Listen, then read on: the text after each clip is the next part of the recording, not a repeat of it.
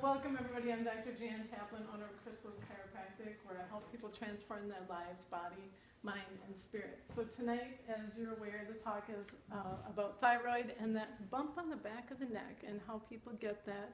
And we're going to be talking about the thyroid tests that they do and the tests that they're not doing that they probably should be doing, and how all of this, how your thyroid affects your body and how things in your body affect your thyroid also.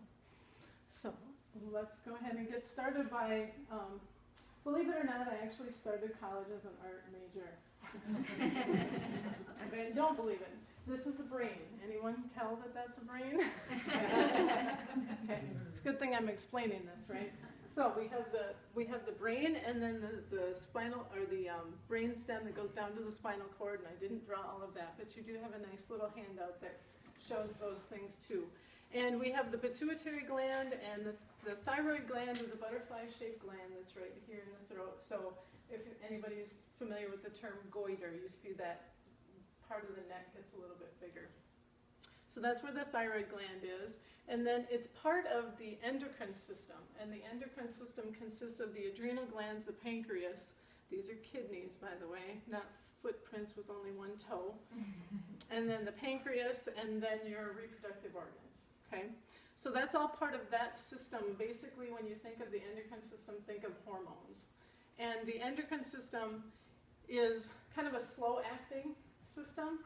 So it releases the hormones in the blood, and then it's slow-acting, and it's slow to go away. Whereas you guys can sign in right here if you want. You can sign up for the cards. So it's unlike the nervous system, where it's very fast-acting. So the nervous system is like the light switch on the wall. You flip it on, it reacts, you flip it off, boom, it's off. It's quick. Whereas when you've got hormones that are released into the blood, they hang around for a while and have an effect on many things. So what the thyroid affects is the amount of calcium that goes into your bones. It releases, the thyroid gland releases calcitonin, and that's what makes the calcium from your blood go into your bones. And then it also releases T4. Now that T4 then will convert to, T4 is inactive, so it's kind of floating around ready to switch over to the active form, which is T3, when it's needed. But there's another interesting thing. Has anybody ever heard of reverse T3? Show of hands, anybody? Has anybody had thyroid testing or know someone that's had thyroid testing? Okay. Everybody's had their TSH tested. Yeah.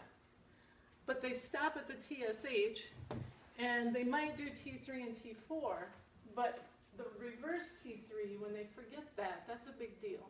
Because what the reverse T3 is like a twin sister, so to speak. So you got the one sister, and she's doing things and acting a certain way, and then you've got the other sister that looks just like her, and she's not doing what she's supposed to be doing. Okay? So the reverse T3, actually, when you're under stress, it goes and it binds onto the receptors in the cells, and it makes your metabolism slow down. So even if you have the TSH, think of it this way. You got a donkey laying on the floor, okay? And you're trying to get him to move and get up and do something, so you keep kicking him. Okay, that's what TSH is like. It's like kicking the donkey. So all they're checking is, are you trying to make the donkey get up or not? But they're not checking to see, did the donkey get up and did the donkey go do his job or not? So is this making sense? I try to make sense. So the T3 is what's active. It makes everything speed up. The reverse T3 makes everything slow down. So that's where stress comes into play, is that it makes everything slow down. Now we live in a society where we're stressed almost all the time. Right? We go to work, we go to take the kids here, take the kids there, go do this, do that, do that. We're constantly under stress. So our body's making lots of reverse T3. Also, if you remember, we have these little glands called the adrenal glands. The adrenal glands produce adrenaline, which is what you feel when the police car pulls up behind you with the lights on. Right? What happens? You get all sweaty, your heart starts to beat, you know, your mouth gets dry, your pulse goes really fast, and then you start praying. Give me a ticket. So that's another thing, that when we're under stress, those adrenal glands, now you don't feel it like whoosh, what hits you like it does when you get in a big stressful situation.